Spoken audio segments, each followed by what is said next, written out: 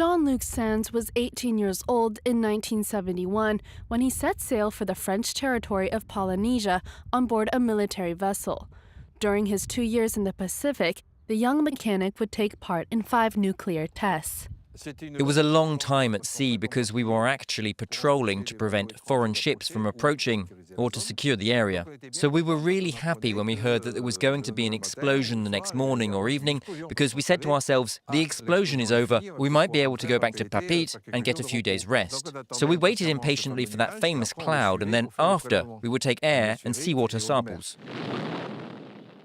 Between 1966 and 1975, France carried out 46 high-altitude nuclear tests in Polynesia. At the time, there were very few safety concerns. During his 1966 visit to Tahiti, then-President Charles de Gaulle assured that the tests were harmless, a statement the French authorities have long stood by. Toutes les dispositions sont prises, comme vous le savez, pour que cela n'ait aucun inconvénient d'aucune sorte pour les chères populations de la Polynésie. There was a strict order from the High Command that said we must reassure the people, otherwise we will have demonstrations, and we must reassure the troops, otherwise we will have no volunteers to go to Mururoa. Our booklets said that we would be safe 90 seconds after the explosion. So, at 18 years old, there was no reason to doubt the words of the military leadership. One day we passed under a nuclear cloud and there was radioactive rain. There was a broken nozzle, so I was ordered to go out and repair it. So, in the radioactive rain, wearing only my swimsuit, I repaired the nozzle.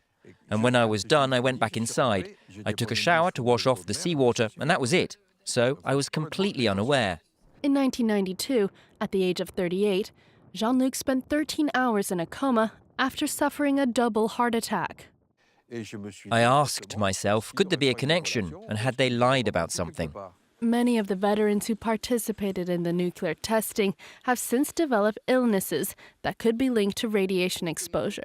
It wasn't until the 2010 Marin Law that there was official acknowledgement and compensation for the servicemen and civilians affected by the tests. But the Inquiry Commission rejected many of the cases. Last June, they released a report that would broaden the list of conditions covered.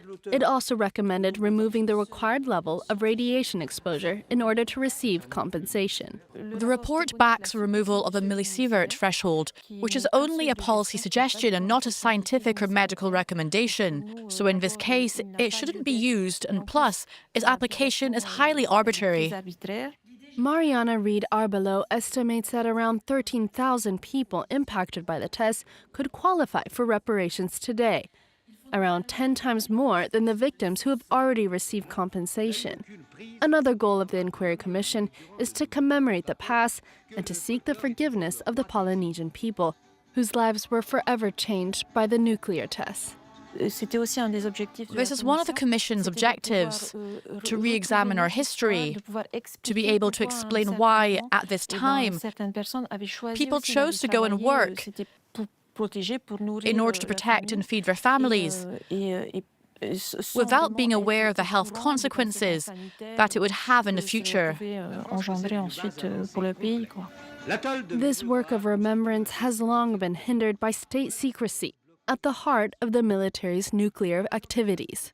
In July 1985, French Secret Service agents sunk the Rainbow Warrior, a Greenpeace ship protesting against nuclear testing in Polynesia. This scandal revealed to the general public the extent of the state's cover-up of the whole scandal. It wasn't until 2013 that the French army declassified roughly 2,000 pages of reports on the affair, a topic that would capture the attention of journalist Thomas Statius. The most striking finding of the investigation is that for the 6 most toxic tests, the French army underestimated the contamination of the civilian population. Following the Centaur test in July 1974, a radioactive cloud from the explosion traveled straight over Tahiti, which weather forecasts did not predict. This cloud covered the entire main island of Tahiti, including the capital Papeete and the surrounding islands. After this test, our estimates published at the time with Disclose and Princeton show that nearly 110,000 people may have received the minimum dose to be recognized as victims. This conclusion contradicts the statement made by the Atomic Energy Commission. Jean-Luc Sands has never been recognized as an official victim. His cardiovascular problems are not on the list of compensated conditions.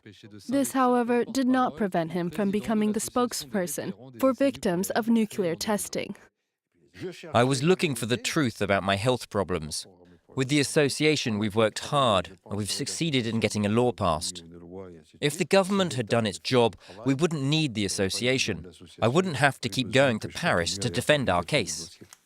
When the next parliamentary session begins, a bill will be introduced by the members of the investigative committee to improve the compensation scheme, a glimmer of hope for the victims nearly 20 years after the end of French nuclear testing in Polynesia.